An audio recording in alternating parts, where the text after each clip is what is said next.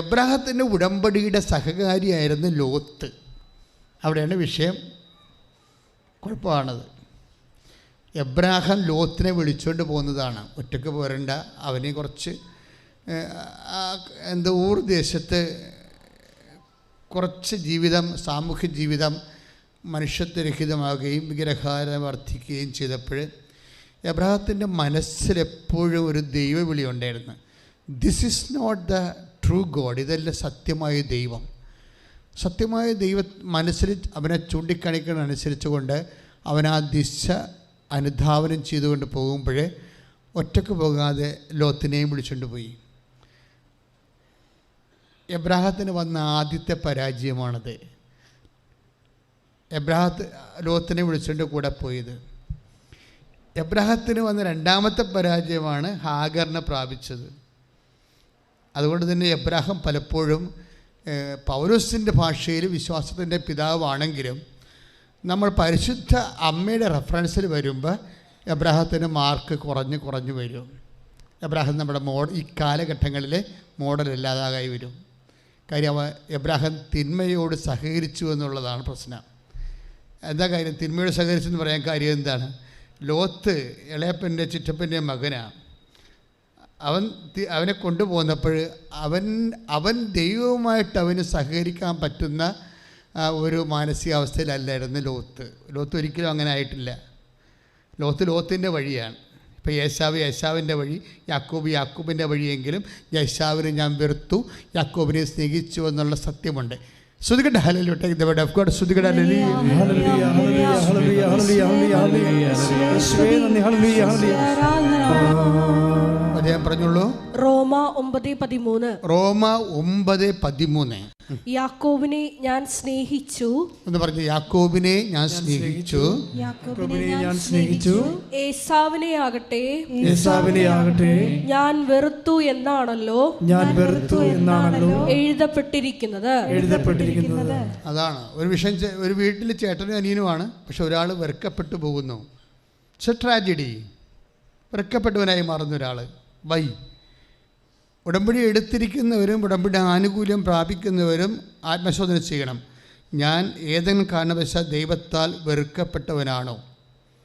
അങ്ങനെയാണെങ്കിൽ എന്താ പ്രശ്നം? അനുഭവിക്കാൻ യോഗ്യത ഉണ്ടാകത്തില്ല. കർത്താവ് തന്നെ പറഞ്ഞിട്ടുണ്ട്, എന്നോട് കൂടെ സഹകരിക്കാത്തവൻ. Take the word of God. സ്തുതിക്കട്ടെ. ഹല്ലേലൂയ, ഹല്ലേലൂയ, ഹല്ലേലൂയ, ഹല്ലേലൂയ, ഹല്ലേലൂയ. യേശുവേ നന്ദി. ഹല്ലേലൂയ, ഹല്ലേലൂയ, ഹല്ലേലൂയ, ഹല്ലേലൂയ. യേശുവേ ആരാധന, ആരാധന, ആരാധന, ആരാധന, ആരാധന. ഹല്ലേലൂയ, ഹല്ലേലൂയ, ഹല്ലേലൂയ. യേശുവേ മഹത്വം കർത്താവേ. യേശുവേ 12:30. ആരാധന. ഹല്ലേലൂയ. എന്നോട് കൂടെ അല്ലാത്തവൻ എൻ്റെ എതിരാളിയാണ്, എന്നോടുകൂടി ശേഖരിക്കാത്തവൻ ചിതറിച്ചു കളയുന്നു. അതായത് take the reference Mathai 12:30. Mathai 12:30. എന്നോട് ഏറ്റു പറഞ്ഞ്, എന്നോട് കൂടെ ശേഖരിക്കാത്തവൻ ചിതറിച്ചു കളയുന്നു. അപ്പൊ എന്താണ് എൻ്റെ സഹോദരനെ മനസ്സിലാക്കുന്നത്? കർത്താവിൻ്റെ കൂടെ അല്ലാതെ ശേഖരിക്കാൻ പറ്റുമെന്ന്. കൈയടിച്ച് കർത്താവിന്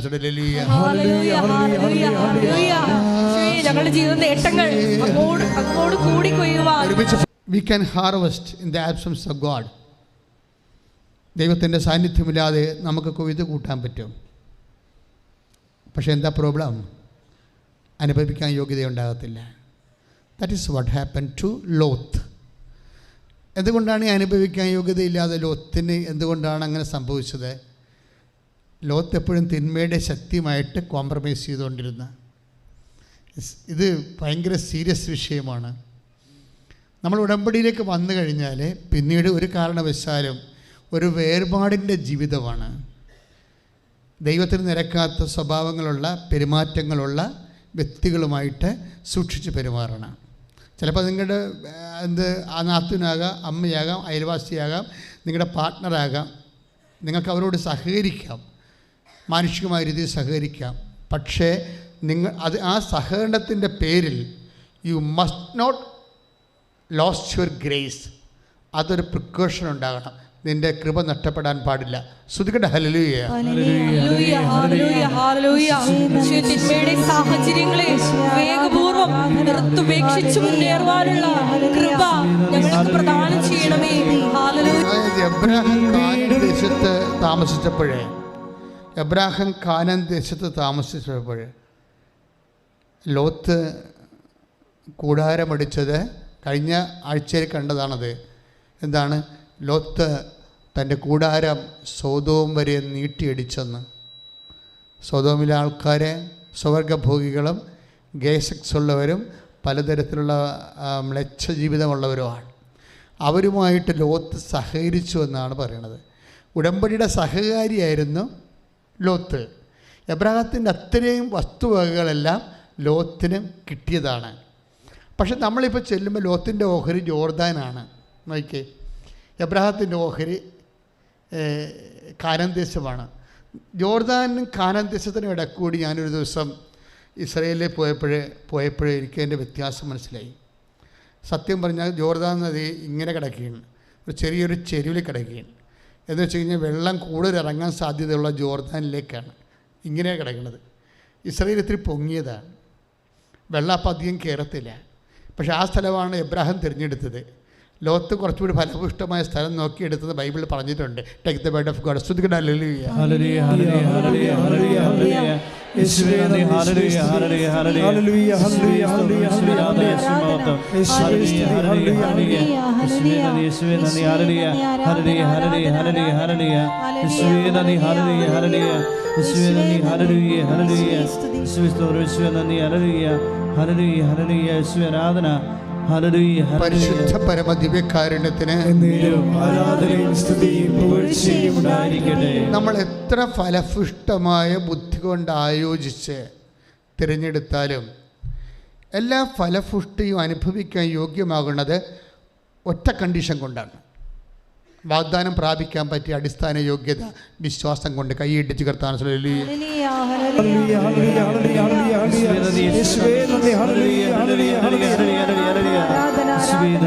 വായിച്ചോളൂ. ഉൽപ്പത്തി 13:9-10 തിരുവചനങ്ങൾ. ഉൽപ്പത്തി 13:9-10.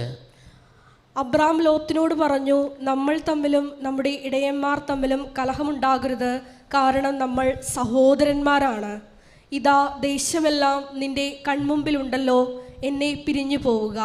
ഇടതുഭാഗമാണ് നിനക്ക് വേണ്ടതെങ്കിൽ ഞാൻ വലത്തേക്ക് പൊയ്ക്കൊള്ളാം, വലതുഭാഗമാണ് നിനക്കിഷ്ടമെങ്കിൽ ഞാൻ ഇടത്തേക്ക് പൊയ്ക്കൊള്ളാം. ജോർദാൻ സമതലം മുഴുവൻ ജലപുഷ്ടിയുള്ള ഭൂമിയാണെന്ന് ലോത്ത് കണ്ടു. ഒന്ന് പറഞ്ഞേ, ജോർദാൻ സമതലം മുഴുവൻ, ജോർദാൻ സമതലം മുഴുവൻ ഫലപുഷ്ടിയുള്ള സ്ഥലമാണെന്ന് ലോത്ത് കണ്ടു. അപ്പോൾ അന്ന് ഫലപുഷ്ടി ഉണ്ടായിരുന്ന സ്ഥലത്തേക്കാണ് ലോത്ത് പോയത് ഓപ്ഷൻ വന്നപ്പോഴേ. പക്ഷേ ഒരു ലോത്തും എബ്രാഹും ജീവിച്ചിരിക്കുമ്പോൾ തന്നെ കർത്താവ് വിശ്വാസത്തിന് മറുപടി പറഞ്ഞു. എബ്രാഹാം വിശ്വാസത്തിലാണ് സഞ്ചരിക്കുന്നത്, മറ്റുള്ളൊരു വസ്തുതകളിലാണ് സഞ്ചരിക്കുന്നത്. നമുക്ക് രണ്ട് ഓപ്ഷനാണ് നമ്മുടെ മുമ്പിലുള്ളത്. ഒന്ന് വസ്തുത. ഇപ്പം നിന്നെ കെട്ടിച്ചു വിടുന്ന വീട്ടിൽ ഇപ്പം ഗതി ഉണ്ടാകത്തില്ല. പക്ഷെ നീ വിചാരിക്കുന്നു എൻ്റെ കർത്താവാണ് എന്നെ ഇവിടെ കൊണ്ടുവന്നത്, ഞാൻ മൂലം തന്നെ ഈ കുടുംബം അനുഗ്രഹിക്കപ്പെടും എന്ന് നീ ചിന്തിച്ചാൽ അന്ന് മുതൽ കർത്താവ് ആ കുടുംബത്തെ അനുഗ്രഹിക്കും. കൈയിട്ടിച്ച് കർത്താവ് വചനങ്ങളിൽ വിശ്വസിച്ച് ഞങ്ങൾ പ്രാർത്ഥിക്കുന്നു. നീ ഭൂമിക്ക് ഒരു അനുഗ്രഹമായിരിക്കുമെന്ന് അബ്രാഹത്തിലൂടെ അരുളി ചെയ്ത ഞങ്ങൾക്ക് വേണ്ടി ക്രൂശിക്കപ്പെട്ടവനെ, ദിവ്യകാരുണ്യമേ, പരിശുദ്ധ പരമ ദിവ്യകാരുണ്യമേ, മുളുക്കിടം ചൂടിയവനെ, പരിശുദ്ധപരമേ, ദിവ്യകാരുണ്യമേ, ഞങ്ങൾക്ക് വേണ്ടി മഹത്വപൂർണ്ണനായി ഉയർത്തെഴുന്നേറ്റുകൊണ്ട് ഞങ്ങളുടെ കൂടെ വസിക്കുന്ന പരിശുദ്ധ പരമ ദിവ്യകാരുണ്യമേ,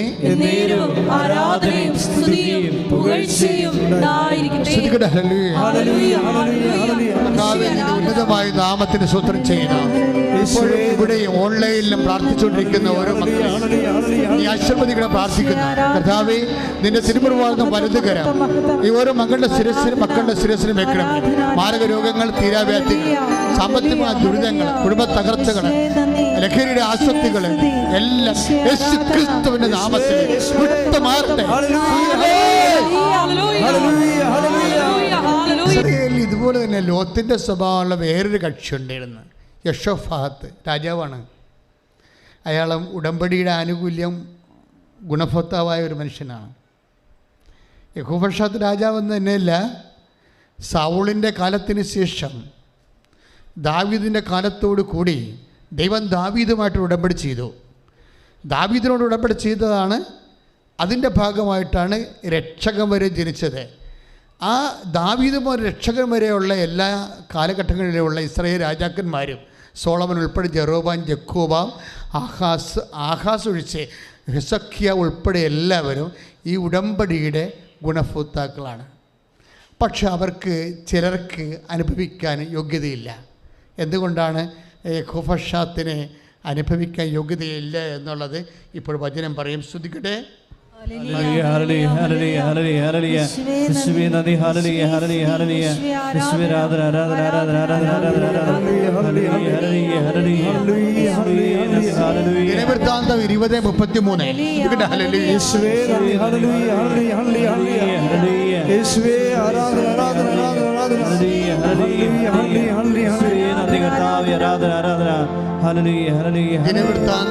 ദിനവൃത്താന്തം 20:33. ദിനവൃത്താന്ത പുസ്തകം ക്രോണിക്കൽ, സെക്കൻഡ് ക്രോണിക്കൽ 20:33.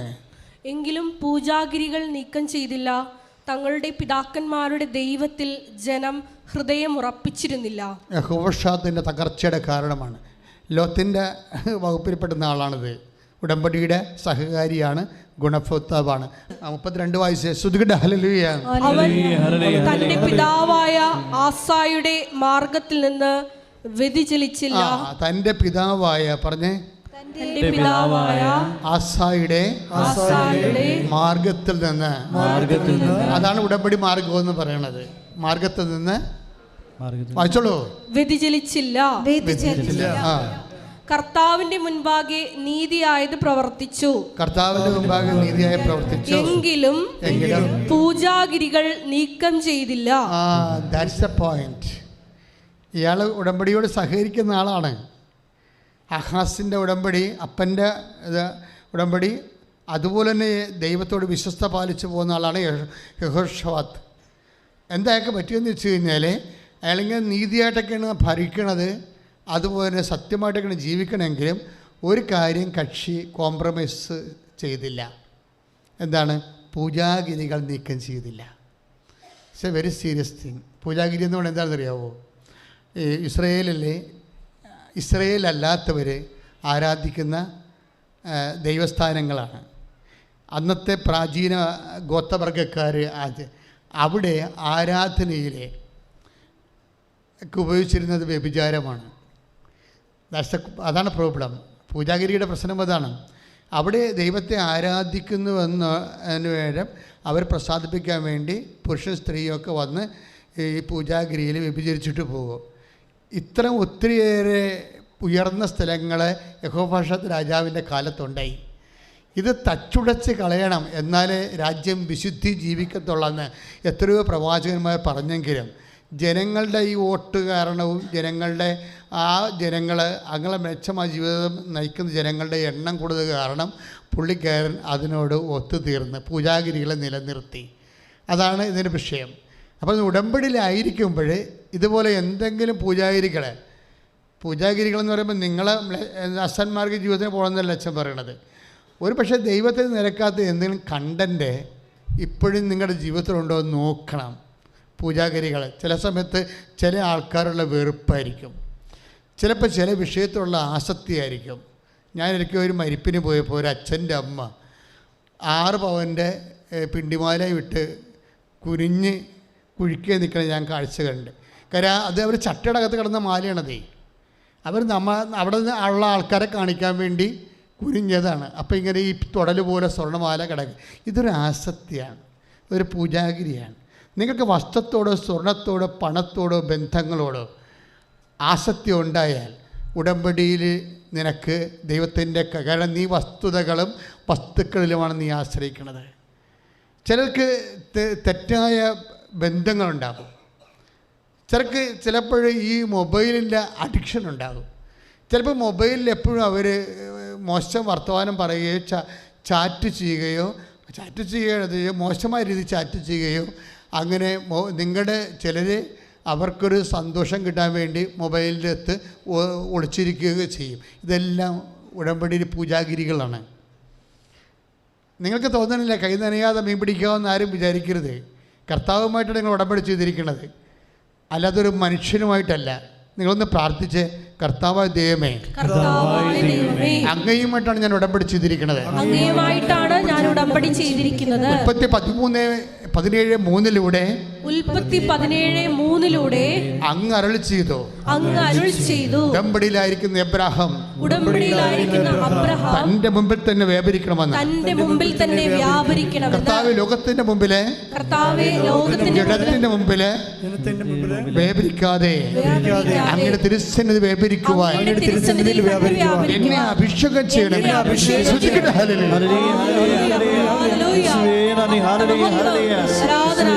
ഞാൻ വേറെ ഒരു സോഴ്സിൽ നിന്ന് കേട്ടതാണ്. ചെടുത്തിക്ക് 65 വയസ്സുണ്ടെന്ന് തോന്നുന്നു. അവിടെ ബഹളം ഉണ്ടാക്കി അവർ ഉടമ്പടി ചെയ്തതിന് ശേഷം ഇവർ നിന്ന് പറയുകയാണ്, ഇത് എങ്ങനെ പാലിക്കാൻ പറ്റുമെന്ന്. ഇതാണ് സംഭവം. അപ്പോൾ പല അണ്ണന്മാരും ചില ആൾക്കാരും ഉടമ്പടി എടുക്കുമ്പോൾ നിങ്ങൾ വിചാരിക്കണത് അമ്മ പ്രസവിക്കണം, ഞാൻ ഇടയ്ക്ക് പറയല്ലേ, പശു പ്രസവിക്കണമെന്നൊക്കെ പറഞ്ഞുകൊണ്ട് ഇതിനകത്ത് എഴുതിയിടുന്ന പോലെ എന്തോ കലാപരിപാടിയാണെന്ന് വിചാരിച്ചാൽ വെറുതെ ആലപ്പുഴ വന്ന് പണി മേടിക്കരുത്. നിങ്ങൾ ദൈവവുമായിട്ട് ഈ ജീവിതത്തിൽ ആദ്യമായിട്ടും ദൈവം ഒരു വ്യക്തി നിങ്ങളെ ദൈവം തന്നോട് ഉടമ്പടി ചെയ്യാൻ വിളിച്ചിരിക്കുകയാണ്. അപ്പോൾ വിളിച്ചിരിക്കുമ്പോൾ സ്വാഭാവികമായിട്ടും നമ്മുടെ ഭാഗത്തു നിന്നുള്ള റെസ്പോൺസ് എന്താണ്? നമ്മുടെ ഭാഗത്ത് response, we invest faith upon the covenant. നമ്മൾ ആ ഉടമ്പടിയിൽ നമ്മൾ നിക്ഷേപിക്കുന്നത് നമ്മുടെ വിശ്വാസമാണ്. വിശ്വാസം, പെർസീവിങ് ഫെയ്ത്ത്, നീണ്ടു നിന്ന വിശ്വാസത്തിന് നമ്മൾ വിശ്വസ്തതയെന്ന് പറയും. പ്രാർത്ഥിക്കുക, കർത്താവായ ദൈവമേ, അങ്ങയോട് ഉടമ്പടി ചെയ്ത് എനിക്ക് വിശ്വാസത്താലും വിശ്വസ്തതയാലും എബ്രാഹത്തെ പോലെ എന്നെ അഭിഷേകം ചെയ്യണമേ. ശ്രദ്ധിക്കട്ടെ. ഹല്ലേലൂയ.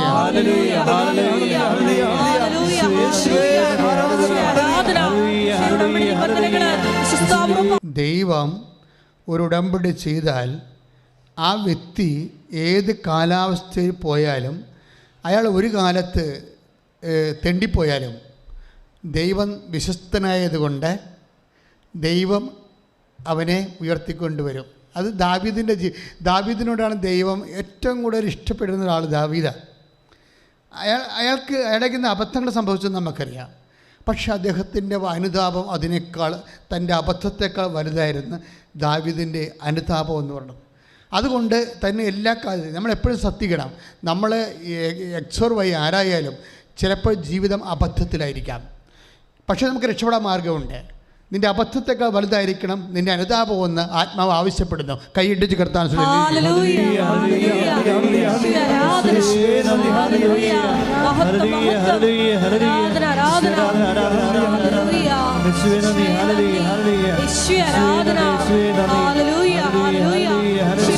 കർത്താവ് നിങ്ങളോട് ചെയ്തിട്ടുള്ള ഉടമ്പടിയും പാലിക്കും. അതാണ് വിഷയം. ഒരു പക്ഷേ ഒരു തകർച്ച ചില സമയത്ത് ഉടമ്പടിയിൽ ഇരിക്കുമ്പോൾ തന്നെ നമുക്കൊരു തകർച്ചയൊക്കെ വരാൻ പാടില്ലെന്നൊന്നുമില്ല. പക്ഷേ എങ്ങനെ തകർന്നാലും ചിലർ ആ ഒരു ചെറിയ തകർച്ചയോട് കൂടി വേണ്ടൊന്നുമില്ല, ഒരു ജപ്തി നടപടി ഇടയ്ക്ക് കയറി വന്നാൽ മതി. അപ്പോൾ തന്നെ നിങ്ങളെ പമ്മാൻ തുടങ്ങും. എൻ്റെ അനുഭവത്തിൽ ഒരു 50% ഉടമ്പടി ഞാൻ ഇന്നാളും പറഞ്ഞായിരുന്നു. ഞാനാണ് ഓഫീസിൽ ഇരിക്കണമെങ്കിൽ ഈ വന്നിരിക്കുന്നതിൽ 100 പേര് വന്ന 50 പേരെ കൊണ്ട് ഞാൻ ഉടമ്പടി എടുപ്പിക്കത്തില്ല. എന്താ കാര്യം? അവർക്കതിനുള്ള കപ്പാസിറ്റി ഇല്ല. നാളെ കാലങ്ങളിൽ എന്തെങ്കിലും അവരുടെ ജീവിതത്തിൽ നെഗറ്റീവ് സംഭവിച്ചാൽ അവർ പമ്മി കർത്താവിനോട് ചെയ്ത വാഗ്ദാനങ്ങളിൽ നിന്നും നിബന്ധനകളെ അനുസരിക്കുന്നതിൽ നിന്നും അവർ പതുക്കെ മാറും. എന്നിട്ട് അവർ ദൈവത്തോട് ചോദിച്ച കാര്യങ്ങൾ നടക്കുന്നുണ്ടോ എന്ന് നോക്കിക്കൊണ്ട് വായും പൊളിച്ച് കണ്ണും തുറിച്ച് മേലോട്ട് നോക്കിക്കൊണ്ടിരിക്കും. This is wrong. പ്രാർത്ഥിക്കുക, കർത്താവായ ദൈവമേ, ഉടമ്പടി കാലഘട്ടങ്ങളിലെ നിന്റെ പരിപാലനയുടെ ഭാഗമായി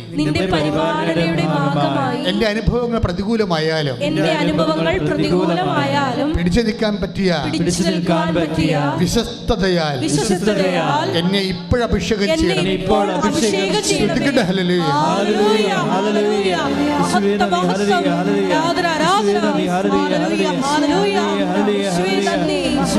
ആരാധന. ഹല്ലേലൂയ. ഹല്ലേലൂയ.